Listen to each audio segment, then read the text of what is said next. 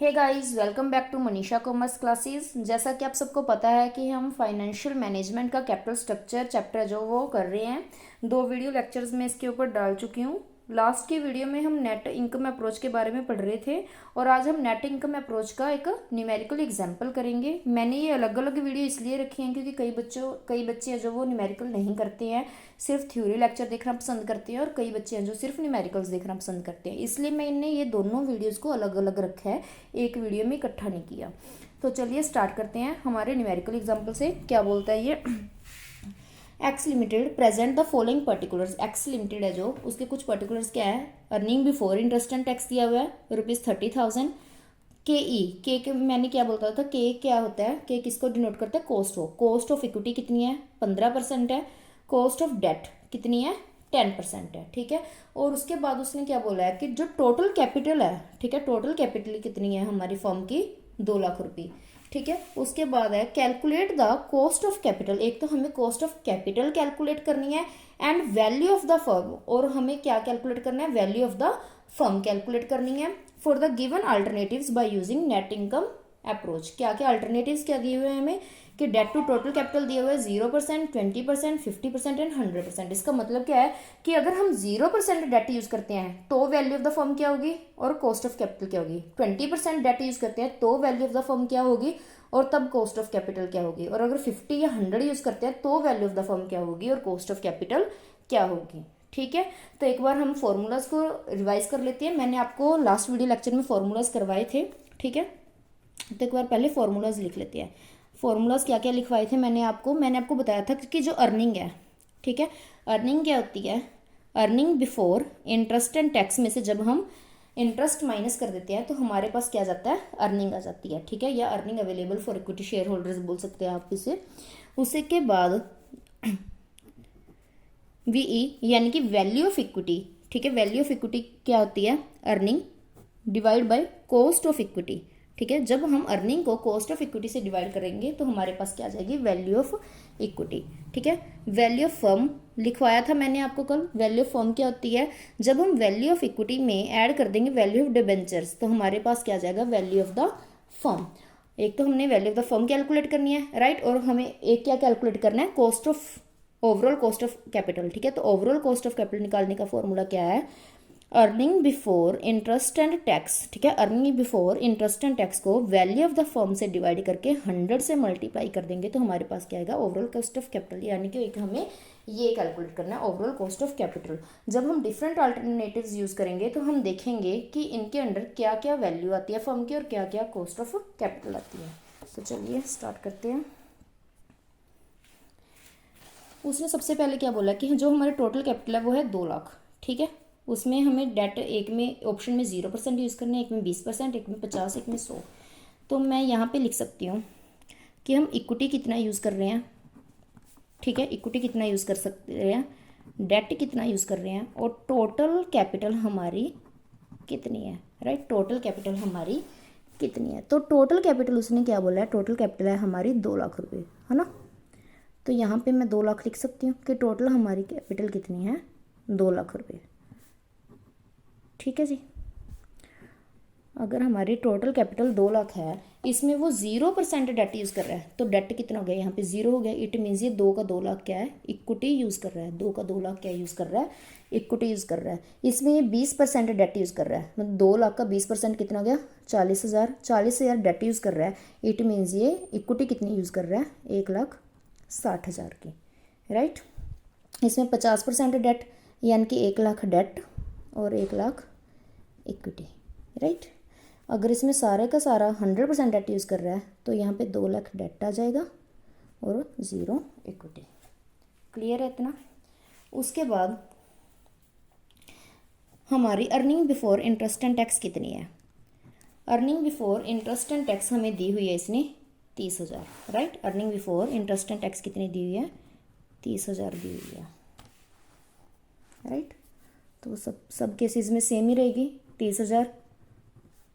ठीक है। तो हमने अगर अर्निंग कैलकुलेट करनी है, अर्निंग, तो हम क्या करेंगे? Earning before interest and tax में से इंटरेस्ट माइनस कर देंगे, राइट। तो हम यहाँ पे लिखेंगे इंटरेस्ट। ठीक है। इंटरेस्ट कितना है? और इंटरेस्ट कितना है, इंटरेस्ट का मतलब क्या होता है, cost of debentures, cost of debentures कितनी है 10%, राइट। तो यहाँ पे डिबेंचर्स कितने हैं, है नहीं, तो इंटरेस्ट भी यहाँ पे ज़ीरो आ जाएगा, ठीक है। यहाँ पे डिबेंचर्स कितने हैं 40,000, तो 40,000 का 10% कितना आ गया इंटरेस्ट 4,000, राइट। यहाँ पे कितने 1 लाख के, 1 लाख का 10% कितना हो गया 10,000, ठीक है। यहाँ पे कितने 2 लाख के, तो 2 लाख का 10% कितना हो गया 20,000, ठीक है जी। तो हमारे पास जो अर्निंग है, अर्निंग वो निकल के आ जाएगी। तो अर्निंग यहाँ पे हमारे पास कितनी आ गई, यहाँ पे 30,000, ठीक है। यहाँ पे कितनी आएगी 26,000, ठीक है। और यहाँ पे 20,000, यहाँ पे 10,000, ठीक है जी।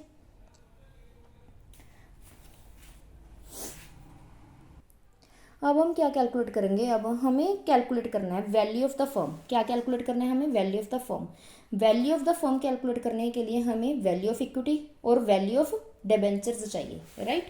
तो हम क्या करेंगे, पहले तो देखते हैं वैल्यू ऑफ डिबेंचर्स कितनी है। वैल्यू ऑफ डिबेंचर्स हमारे पास कितनी है, वैल्यू ऑफ डिबेंचर्स क्या होगी, जो उनकी एक्चुअल में वैल्यू है, ठीक है। यहाँ पे डिबेंचर्स कितने हैं 0, तो यहाँ पे आ जाएगी 0।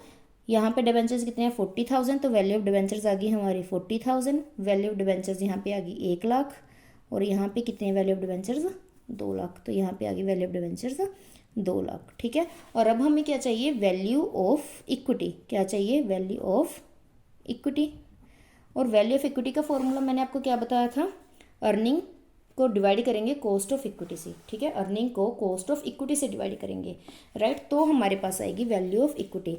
तो अर्निंग कितनी है, यहाँ अर्निंग कितनी है हमारी, ठीक है।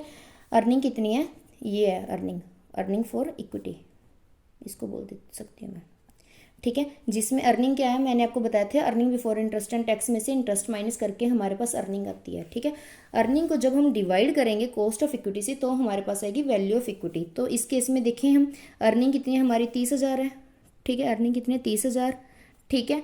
कॉस्ट ऑफ इक्विटी कितनी है हमारी 15%, ये रही क्वेश्चन में, कॉस्ट ऑफ इक्विटी कितनी है हमारी 15%, ठीक है जी। तो कॉस्ट ऑफ इक्विटी कितनी है हमारी 15%। अगर इसको हम इससे डिवाइड करेंगे तो हमारे पास कितना आ जाएगा, काट के 2 लाख, ठीक है। काट के हमारे पास आ जाएगा इसका 2 लाख। 15% यानी कि 15 से डिवाइड करके 100 से मल्टीप्लाई कर देंगे, ठीक है। तो हमारे पास कितना आ जाएगा 2 लाख आ जाएगा, राइट। इसी तरीके से यहाँ करेंगे, यहाँ हमारी अर्निंग कितनी है 26,000 है, 26,000 है, ठीक है। और हमारी कॉस्ट ऑफ इक्विटी कितनी है, कॉस्ट ऑफ इक्विटी है हमारी 15%, ठीक है। मतलब 15 से डिवाइड करके 100 से मल्टीप्लाई कर देंगे, तो हमारे पास जो इसकी वैल्यू आ जाएगी वो आ जाएगी 1,73,333, 1,73,333, ठीक है। ऐसे ही सिमिलरली इस केस में करेंगे। इस केस में हमारे पास अर्निंग कितनी है, अर्निंग है हमारे पास 20,000, ठीक है। अर्निंग कितनी है 20,000, और कॉस्ट ऑफ इक्विटी कितनी है 15, मल्टीप्लाई किससे करेंगे 100 से, बिकॉज 15% है, ठीक है। इससे काटेंगे तो हमारे पास कितना आ जाएगा, काट के 1,33,333, कितनी वैल्यू आ गई इक्विटी की 1,33,333।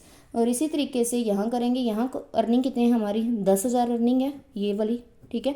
10,000 अर्निंग है, इसको डिवाइड किससे करेंगे कॉस्ट ऑफ इक्विटी से, यानी कि 15% से। तो काट के हमारे पास कितना आ जाएगा 1,66,000, सॉरी हमारे पास आ जाएगा 66,667, कितना आ जाएगा 66,667।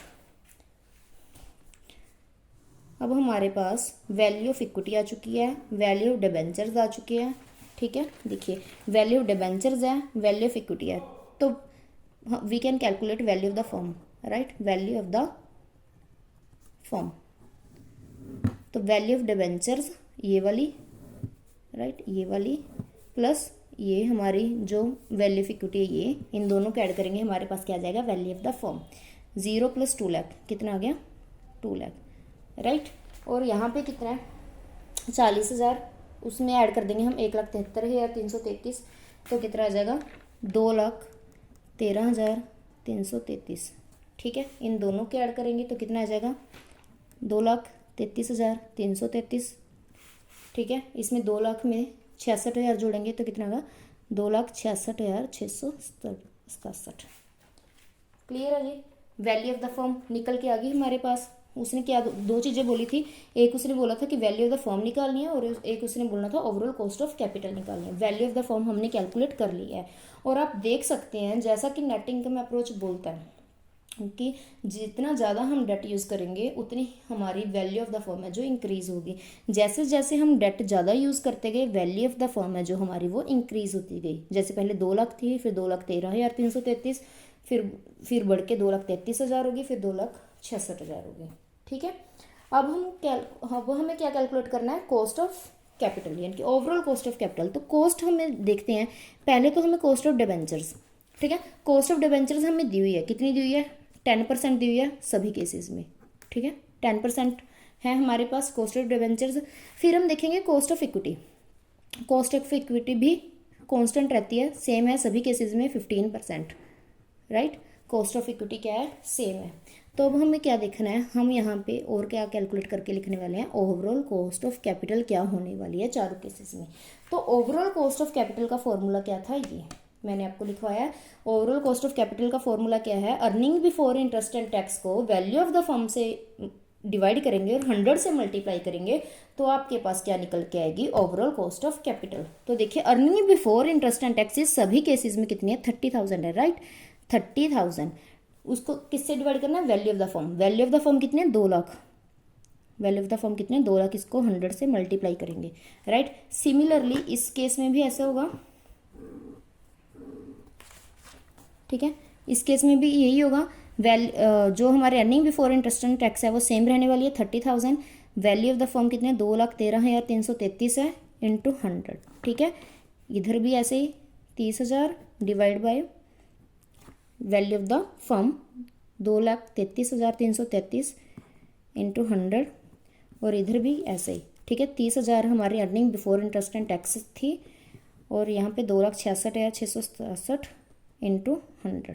ठीक है, तो इसको अगर हम काटेंगे, ठीक है, तो हमारे पास काट के आ जाएगा 15%। ठीक है, ओवरऑल कॉस्ट ऑफ कैपिटल कितनी आ गई, 15% आ गई। और इसी तरीके से अगर आप इसे काटेंगे, ठीक है, काट के यहाँ पे आ जाएगा 14.06% और यहाँ पे काट के आ जाएगा 12.85% और यहाँ पे काट के आ जाएगा 11.25%। ये मैंने पहले कैलकुलेटर पे कैलकुलेट करके रख लिया था। ठीक है, बिकॉज अब वो थोड़ा मुश्किल लगता। ठीक है, आप कैलकुलेट करके देख लेना, सेम ही आएगा। समझ आ गया आपको।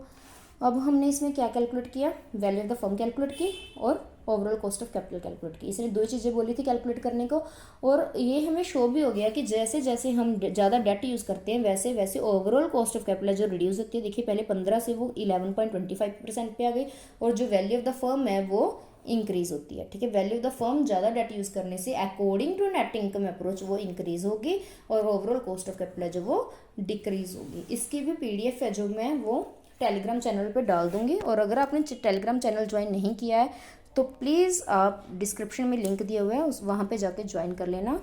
Thank you for watching.